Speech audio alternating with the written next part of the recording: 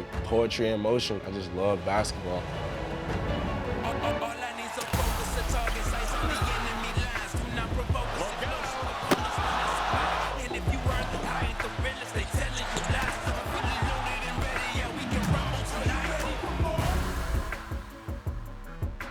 All right, they're Duke, they're awesome, and they're the subject of our trivia question here this morning.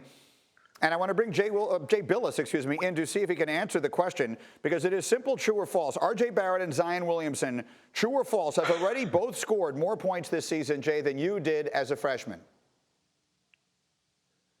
The answer is true, because they're better than I was, and because Coach K actually encourages them to shoot. Guess what? The answer is false. I got good news.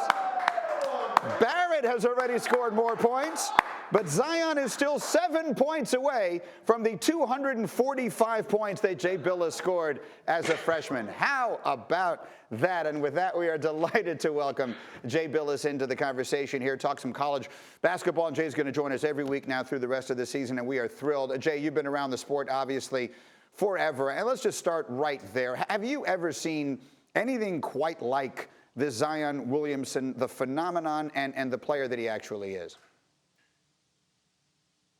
I've never seen a player like Zion Williamson, and there never has been one in basketball. And that doesn't mean he's the best player, because I've certainly seen better players than Zion Williamson. But there's never been this type of athleticism, agility, nimbleness of feet with his 45-inch vertical, all in a package that's 6'7", 285 pounds.